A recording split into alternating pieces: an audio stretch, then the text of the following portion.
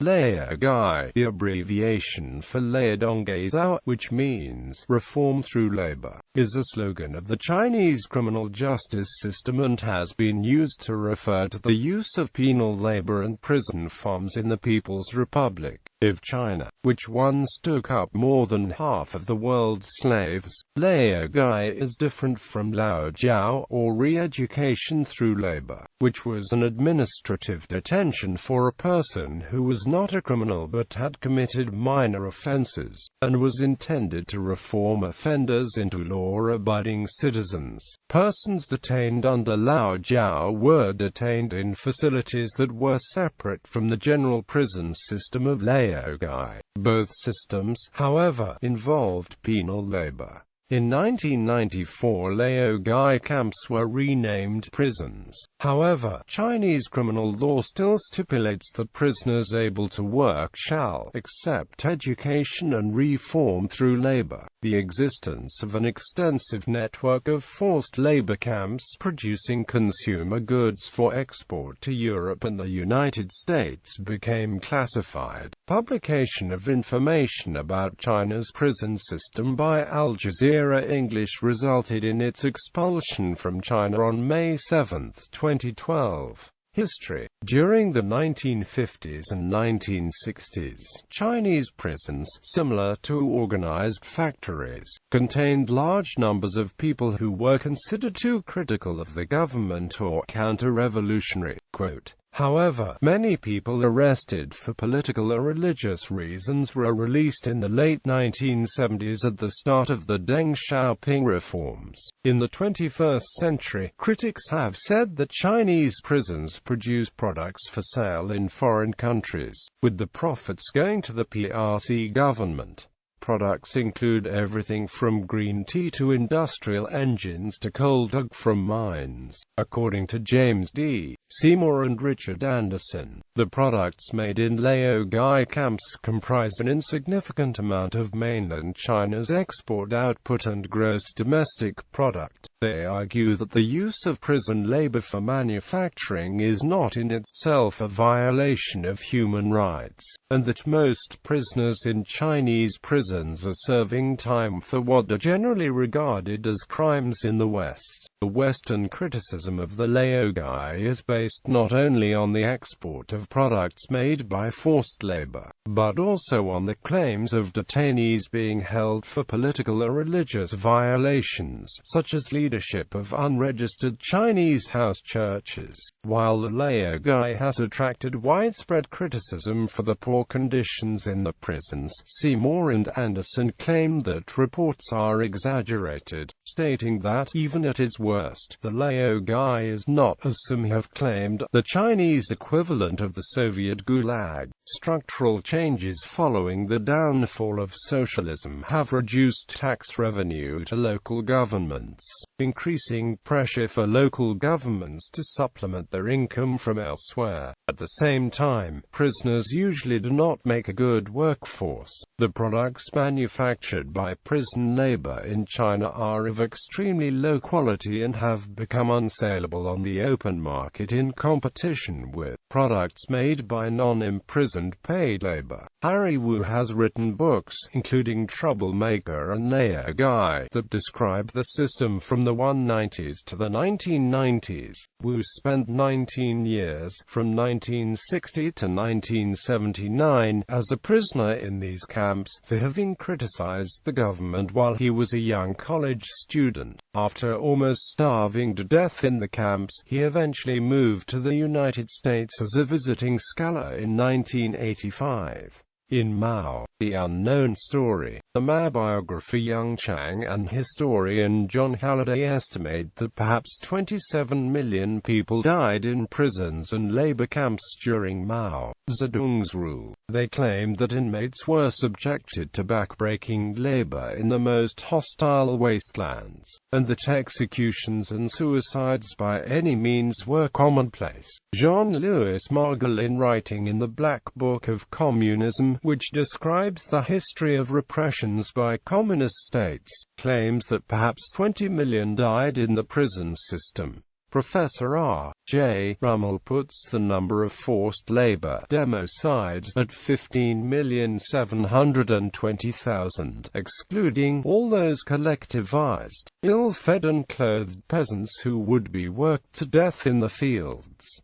Harry Wu puts the death toll at 15 million. In 2008, the Laogai Research Foundation, a human rights NGO located in Washington, D.C., estimated that approximately 1,045 Laogai facilities were operating in China and contained an estimated 500,000 to 2 million detainees. Conditions in Laogai camps. The conditions that Laogai prisoners live in have been under scrutiny as the world learns more about them. The Chinese government has stated, "Our economic theory holds the human being is the most fundamental productive force, except for those who must be exterminated physically out of political consideration. Human beings must be utilized as productive forces, with submissiveness as the prerequisite."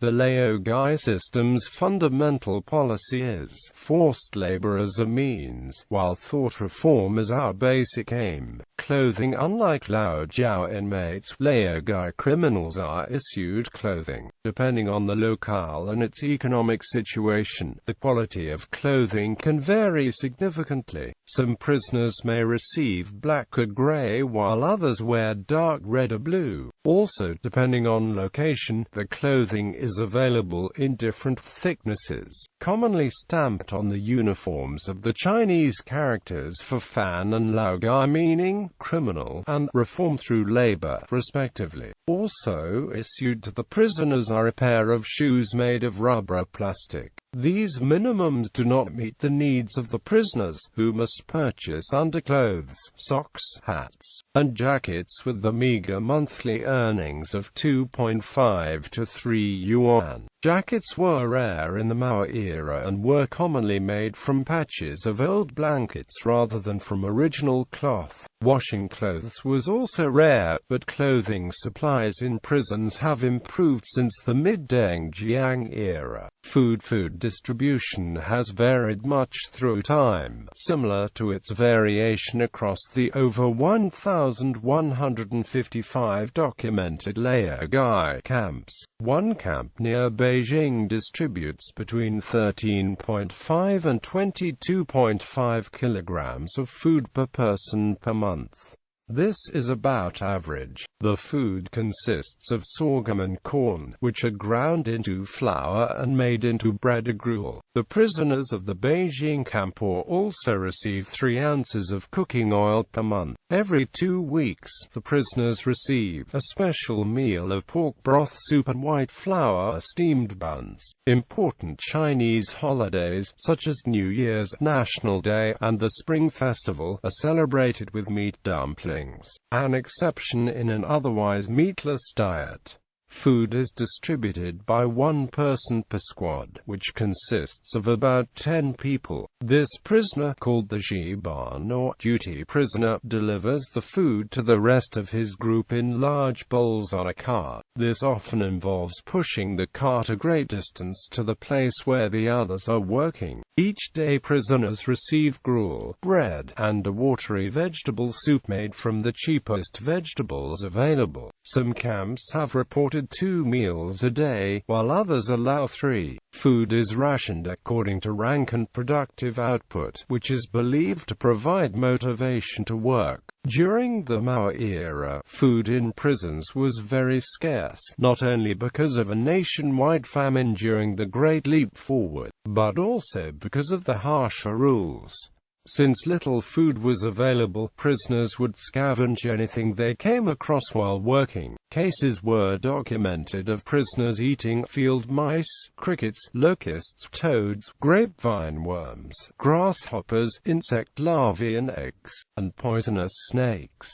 Also, many inmates would steal produce from the fields they worked on, smuggling vegetables back to the barracks. In Jiabiangu, Gansu, around 2,500 out of 3,000 prisoners died of starvation between 1960 and 1962, with some survivors resorting to cannibalism. Nutrition in the camps was a big problem, especially during the early 1950s through the 1960s. In the early years of the PRC, before the CCP took control, hunger was rarely used to control prisoners. Early leaders of the CCP realized the power of withholding food from rebellious prisoners and, until recently, this practice was very common. Since the early 1990s, some camps in the coastal regions of eastern China have improved the quality and amount of food. Living quarters and sanitation. The living quarters, commonly referred to as barracks in most Laogai literature, were relatively primitive. Most had floors made of cement or wood, but some were of only straw and/or earth. The latrine was a bucket, and no furniture was provided. The prisoners slept on the floor in a space 30 centimeters wide, with 10 people per room. New prisoners were forced to sleep nearest to the latrine, while more senior ones slept near the opposite wall. Baths and showers were very rare and often not mentioned at all in memoirs. The only form of washing was the use of a water basin, which was only slightly less rare. This was ineffective because the entire squad used the same water. Basic essentials such as a toothbrush and toothpaste, toilet paper, soap, and towels were not provided. Prisoners had to spend the wages to acquire them. Prisoners were known to have spread manure, both human and animal, and been required to eat immediately without being able to wash their hands. The sleeping quarters were surrounded on all sides by a wall. This wall is about 20 feet high and topped with electrical fencing. There were also sentry towers on each corner. Outside this wall was 40 feet of empty space, followed by another wall, similar to the first but larger. Disease and pests. The Laogai camps were infested with many types of pests. Bed bugs were so numerous that at night they sometimes moved in swarms. This behavior earned them the Laogai nickname of tanks or tanker. Quote, "They sucked the blood of the prisoners, leaving little red welts all over the bodies. These welts itched, and severe cases led to inmates scratching the skin raw, leading to dangerous infections. Another common pest was lice. Some convicts were known to eat them to supplement the meager diet. No insecticide or pesticides were used in the camps." The prisoner Zhang Zhanliang wrote that the parasites on a single inmate's underpants would be as numerous as the words on the front page of a newspaper. He noted fleas would be so numerous that they would turn his quilt purplish-black with the droppings. Roundworms were also a common threat to the prisoners' health, especially in Laogai farms, where human excrement was used as fertilizer. Along with a poor diet came many diet-related diseases. Beriberi, edema, and scurvy were the most common, due to lack of vitamins. Other health problems caused by the lack of healthy food included severe diarrhea, constipation from the lack of oil and fiber. These too were often left untreated and, added to the continuous strain of 12 hours of manual labor, weakened the immune system. Eventually, death followed many of these conditions. Two diseases rampant among the populations of these camps were tuberculosis and hepatitis. Highly contagious, these were also often left untreated until it was too late. Each morning, the cadre of the camp decided who was sick enough to stay in the barracks and miss the day of work. Many prisoners were forced to work when they are ill. Mental illness used to be very common during the Mao era, when prisoners had to spend 2 hours each evening being indoctrinated. The brainwashing that occurred over the amount of time people were imprisoned could be so intense that they were driven to insanity and, in many cases, suicide. Reform through labor. Forced labor defined laogai prison camps. The following is a description of an average day in the prison camp Tuanhe Farm by Harry Wu. He spent 19 years in a laogai prison camp like this one.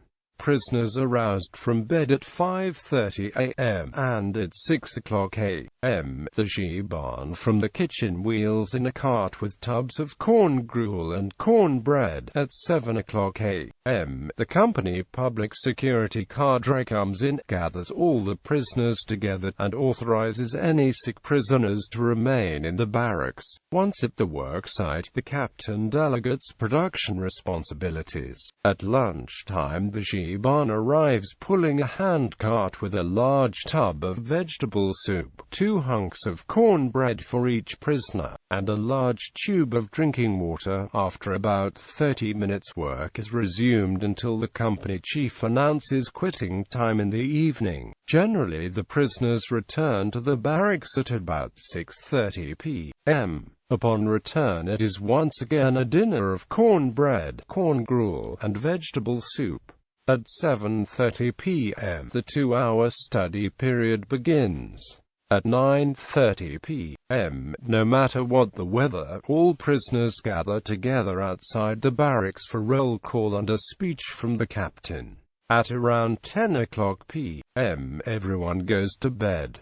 During the night, no lights are allowed and no one is allowed to move about. One must remain in one's assigned sleeping place and wait until 5:30 a.m. the next morning before getting up, when the whole cycle begins again. Quota filling was a big part of the inmates' lives in laogai camps. Undershooting or overshooting the target productivity governs the quality of life. Not making the number may result in solitary confinement, a loss of food privileges. Generally, food rations are cut by 10 to 20% if a worker fails to meet the standard. Some prisoners excel and are able to do more than what is required of them. They sometimes receive extra, better quality food. It has been argued that this extra food is not worth the extra calories burned to be more productive. So many prisoners choose to do the minimum with minimum effort, thereby saving as much energy as possible. Working conditions in laogai camps are substandard. Investigators from the Laogai Research Foundation have confirmed sites where prisoners mine asbestos and other toxic chemicals with no protective gear, work with batteries and battery acid with no protection for their hands, tan hides while standing naked in vats filled 3 feet deep with chemicals used for the softening of animal skins, and work in improperly run mining facilities where explosions and other accidents are a common occurrence. Career preparation has historically been used to justify forced labor prison systems around the world. In China, although this argument was used, career preparation was minimal until recently. Following release, the skills acquired within the laogai prison do not often lead to desirable employment. Inmates who entered the laogai system with marketable skills were often assigned jobs utilizing these skills within the prison complex. Doctors, for example, were doctors within the laogai camp, often receiving preferential treatment, larger amounts of food, similar to the cadre, and a bed. Inmates rarely leave with any new skills unless the training fits the camp's enterprising needs. More recently, however, programs have been introduced to train prisoners in useful trades. While there are many types of laogai complexes, most enterprises are farms, mines, or factories. There are, according to the Chinese government, approximately 200 different kinds of laogai products that are exported to international markets. Quote, "A quarter of China's tea is produced in laogai camps. 60% of China's rubber vulcanizing chemicals are produced in a single laogai camp in Shenyang. One of the largest steel pipe factories in the country is a laogai camp. One camp alone, Xiangride, harvests more than 22,000 metric tons of grain every year. Dulan County prisoners have planted over 400,000 trees. The conditions in these camps are considered extremely harsh by most of the world's cultures. However, the Chinese government considers laogai to be effective in controlling prisoners and furthering China's economy. According to Mao Zedong, the laogai facilities are one of the violent component parts of the state machine. Laogai facilities of all levels are established as tools representing the interests of the proletariat and the people's masses and exercising dictatorship over a minority of hostile elements originating from exploited classes. Activist Harry Wu has catalyzed the debate on the issue of laogai, which is now becoming a more visible issue worldwide. Other information. In 2003, the word laogai entered the Oxford English Dictionary. It entered the German Duden in 2005, and French and Italian dictionaries in 2006. In 2008, Harry Wu opened the Laogai Museum in Washington, D.C., calling it the first ever United States museum to directly address human rights in China.